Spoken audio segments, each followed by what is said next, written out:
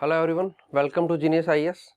और 5 minute knowledge series में आज हम समझेंगे जीडीपी के बारे में कि जीडीपी क्या होती है, डिफरेंट टाइप ऑफ जीडीपी समझेंगे और दो और टर्म देखेंगे जीडीपी के साथ, जीडीपी पीसीआई एंड पीपीपी कि ये क्या होते हैं।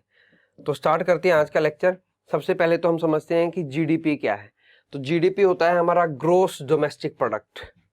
ग्रोस डोमेस्टिक प्रोडक्ट मतलब ग्रोस का मतलब टोटल, डोमेस्टिकली मतलब विद इन इंडिया कितना हमने प्रोड्यूस किया है, वो टोटल का क्या वैल्यू है, वो इंडिया की जीडीपी है। अगर मैं सिंपल भाषा में बोलूं तो एक साल में इंडिया की इनकम क्या है टोटल, इंडिया की अर्निंग क्या है टोटल, उसको बोलेंगे इंडिया की जीडीपी है, ग्रोस डोमेस्टिक प्रोडक्ट। ठीक है, तो ये इंडिया है।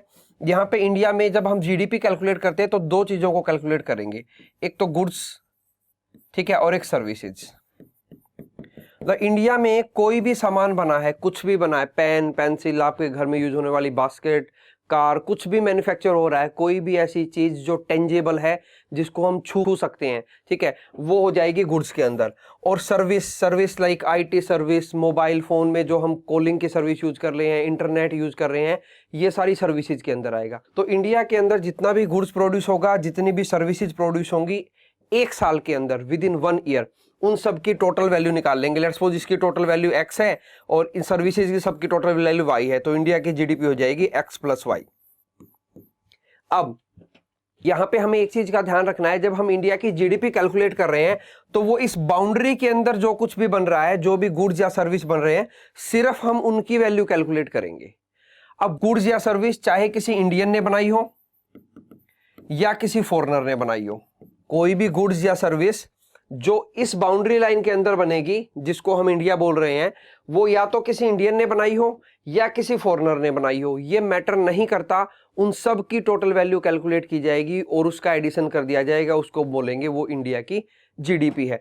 डेफिनेशन देख लेते हैं। Gross domestic product is the total monetary और market value of all the finished goods and services produced within countries border in a specific period of time. तो यहाँ पे जब हम जीडीपी इंडिया में कैलकुलेट करते हैं तो स्पेसिफिक पीरियड ऑफ टाइम को हम 1 ईयर कैलकुलेट करते हैं।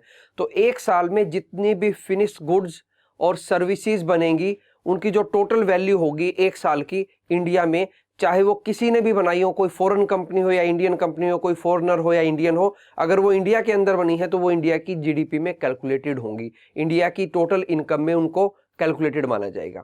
अब जीडीपी की टाइप देख लेते हैं। जीडीपी की दो टाइप होती है, नॉमिनल जीडीपी और रियल जीडीपी। अब नॉमिनल और रियल का मतलब फर्क क्या है? नॉमिनल और रियल में फर्क है इन्फ्लेशन का। नॉमिनल जीडीपी को हम बोलते हैं करंट जीडीपी, जो करंट प्राइस के ऊपर है। मतलब करंट प्राइस का मतलब जो आज के टाइम पे है। अगर मैं इंडिया की जीडीपी आज कैलकुलेट कर रहा हूं तो वो कितनी आएगी, टोटल गुड्स एंड सर्विसेज पिछले एक साल में जितनी बनी है उनकी आज वैल्यू कितनी है, उसको हम बोलेंगे इंडिया की नॉमिनल जीडीपी। रियल जीडीपी क्या होगी? अगर मैं उस टोटल वैल्यू को जो आज कैलकुलेट हुई है उसको इन्फ्लेशन के साथ एडजस्ट कर दूं, मतलब पिछली बार मुझे जब कैलकुलेट करनी थी या जो पिछली बार मैंने कैलकुलेट की थी उससे अब तक महंगाई कितनी बढ़ी, उस महंगाई को उसमें से मैं घटा दूं, माइनस कर दूं महंगाई को, तो वो मेरी निकलाएगी रियल जीडीपी। तो एक इक्वेशन होती है, रियल जीडीपी के अंदर अगर मैं इन्फ्लेशन ऐड कर दूंगा, महंगाई ऐड कर दूंगा, तो वो मेरी आ जाएगी नॉमिनल जीडीपी। नॉमिनल मतलब जो आज की जीडीपी है, ठीक है। और नॉमिनल में से अगर मैं महंगाई जो हुई है उसको माइनस कर दूंगा तो मेरे पास आ जाएगी पहले वाली रियल जीडीपी की एक्चुअल में इतनी है और अभी मेरे पास ये इतनी हो गई है। ये रियल और नॉमिनल का फंडा क्या है, इसको समझो कि रियल का मतलब है कि जीडीपी का एक बेस ईयर होता है, बेस ईयर। बेस ईयर फिलहाल हमारी जीडीपी का बेस ईयर है 2017-18। बेस ईयर का कंसेप्ट हम फिर कभी किसी लेक्चर में समझेंगे। अभी के लिए आप इतना समझ लो कि एक रेफरेंस चाहिए होता है कि किसी चीज की वैल्यू जो है कल कितनी थी और आज कितनी है, तभी तो हम ये देख पाएंगे ना कि उसमें कितना इन्फ्लेशन हुआ, कितना चेंज हुआ। तो ऐसे ही हमारी जीडीपी को कैलकुलेट करने के लिए हम एक बेस ईयर यूज करते हैं कि उस बेस ईयर पे चीजों का प्राइस कितना था, गुड्स एंड सर्विसेज का, और आज कितना है। तो बेस ईयर वाले प्राइस को बोलते हैं रियल प्राइस, और आज जितना है वो हो गया हमारा नॉमिनल प्राइस। तो ये रियल और नॉमिनल के बीच जो गैप हो गया वो हो गया इन्फ्लेशन की, इतनी महंगाई बढ़ गई है तब से और आज तक। तो रियल को हम कैलकुलेट करते हैं बेस ईयर 2017-18 के बेस पे, और नॉमिनल को कैलकुलेट करते हैं हम आज के टाइम के बेस पे कि आज उन्हीं गुड्स और सर्विसेज का क्या प्राइस है, और बेस रियल में कैलकुलेट करेंगे तो 2017-18 में उनका क्या प्राइस था। ठीक है, तो वो बीच में का जो गैप होगा दोनों के बीच का वो होता है इन्फ्लेशन, महंगाई, उसी को हम बोलते हैं। ठीक है, अब हम देखते हैं दो अलग term, GDP per capita. GDP per capita as the name suggest, ठीक है, पॉपुलेशन के अकॉर्डिंग जीडीपी, मतलब टोटल जीडीपी को, अगर इंडिया की टोटल जीडीपी को मैं उसकी टोटल पॉपुलेशन से डिवाइड कर दूंगा, टोटल पॉपुलेशन, तो वो आ जाएगी जीडीपी पर कैपिटा। एक्चुअल में जो रियल ग्रोथ होती है वो तो यही शो करती है कि हमारी जीडीपी पर कैपिटा कितनी है, पर पर्सन कितनी जीडीपी है। सो पर कैपिटा जीडीपी का सिंपल सा मतलब ये है कि एक पर्सन का कितना इनकम है इंडिया में सालाना। ठीक है, हमारे यहाँ पे पर कैपिटा जीडीपी लगभग $1800 के अराउंड है, मतलब हर एक पर्सन इंडिया में लगभग हर साल $1800 कमाता है, इसका ये सिंपल सा मतलब है। ठीक है, ये हमारी लगभग 12 से 13 हजार डॉलर होनी चाहिए अगर हमें एक अच्छा लिविंग स्टैंडर्ड बनाना है, या हमें इंडिया को एक डेवलप्ड कंट्री बनाना है, तो इस पर कैपिटा इनकम को हमें ऊपर उठाना पड़ेगा, क्योंकि जितनी पर कैपिटा इनकम ज्यादा होगी उतनी ही पॉवर्टी जो है, गरीबी जो है वो एलिमिनेट होगी, और हम डेवलपिंग से डेवलप्ड कंट्री बनने की तरफ बढ़ेंगे। ठीक है, तो ये हो गया पर कैपिटा जीडीपी।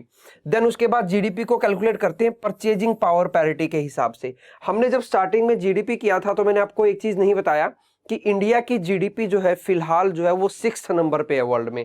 सबसे ज्यादा जीडीपी किसकी है? जीडीपी जब मैं बोल रहा हूं तो सिंपल सा मतलब है कि टोटल इनकम एक साल की, तो सबसे ज्यादा टोटल इनकम है एक साल की यूएस की, उसके बाद है चाइना 2nd नंबर पे, चाइना के बाद 3rd नंबर पे है जापान, जापान के बाद 4th नंबर पे है जर्मनी, जर्मनी के बाद 5th नंबर पे है यूके, और यूके के बाद नंबर आता है इंडिया का। देन तो इंडिया जो है 6th नॉमिनल टर्म में, अब हम बोलेंगे नॉमिनल टर्म में, नॉमिनल बोल रहा हूं तो मतलब आप समझो कि करंट प्राइस, नॉमिनल टर्म में इंडिया जो है 6th लार्जेस्ट जीडीपी है वर्ल्ड की एट ए टाइम। ठीक है, अब हम एक नए कंसेप्ट की बात कर रहे थे, purchasing power parity. Purchasing power parity क्या होता है कि दो इकोनॉमी को कंपेयर करते हैं, जैसे यूएसए और इंडिया की इकोनॉमी को कंपेयर किया, किस बेस पे? महंगाई के बेस पे, या किसी भी चीज के प्राइस के बेस पे। ठीक है, या यहाँ की करेंसी की वैल्यू क्या है उसके बेस पे। जैसे अगर एक बर्गर की वैल्यू सपोज यूएसए में जो है वो $1 है, ठीक है, इंडिया में उसी की वैल्यू $20 है। लेकिन ऐसा तो नहीं है कि $1 $20 के इक्वल है, $1 तो लगभग 70-75 रुपए के इक्वल है। ठीक है, तो इसका मतलब ये है, इसका मतलब क्या हुआ कि इंडियन करेंसी की जो परचेजिंग पावर है, चीजों को खरीदने की पावर, वो ज्यादा है। क्योंकि उसी चीज को खरीदने के लिए हमें अमेरिकन करेंसी में तो $1 देना पड़ा, जो कि लगभग 70 रुपए के बराबर है, और हमारे इंडियन 20 रुपीज देना पड़े। तो इसका मतलब मैं ये बोल सकता हूं कि इंडिया की परचेजिंग पावर ज्यादा है इंडिया की करेंसी की। तो परचेजिंग पावर के बेस पे इंडिया जो है वर्ल्ड की 3rd लार्जेस्ट इकोनॉमी है। सबसे ऊपर है परचेजिंग पावर के बेस पे चाइना, 2nd नंबर पे है यूएसए, और 3rd नंबर पे आती है इंडिया। तो परचेजिंग पावर पैरिटी के बेस पे इंडिया जो है वर्ल्ड की 3rd लार्जेस्ट इकोनॉमी है। उसको आप सिंपल वे में ये भी बोल सकते हो कि हमारे यहाँ पे कम महंगाई है। जैसे जैसे कंट्री डेवलप्ड होती जाएगी वैसे वैसे महंगाई बढ़ती जाएगी, उसकी करेंसी की परचेजिंग पावर जो है वो कम होती जाएगी। तो एक होता है जीडीपी को हम कैलकुलेट करते हैं परचेजिंग पावर पैरिटी के हिसाब से। परचेजिंग पावर पैरिटी मतलब इक्वालिटी, कि परचेजिंग पावर में कितनी इक्वालिटी है। तो परचेजिंग पावर के हिसाब से देखेंगे तो हमारी जो करेंसी है उसकी परचेजिंग पावर वर्ल्ड में 3रे नंबर पे है। ठीक है, आप इसको इस वे में भी समझ सकते हो। तो आज के लेक्चर में ये हमने जाना जीडीपी के बारे में, नॉमिनल जीडीपी के बारे में, रियल जीडीपी के बारे में, जीडीपी पर कैपिटा इनकम के बारे में, और जीडीपी पीपीपी के बारे में। तो नेक्स्ट लेक्चर में हम फिर मिलेंगे किसी नए कंसेप्ट के साथ। Till then take care, bye bye.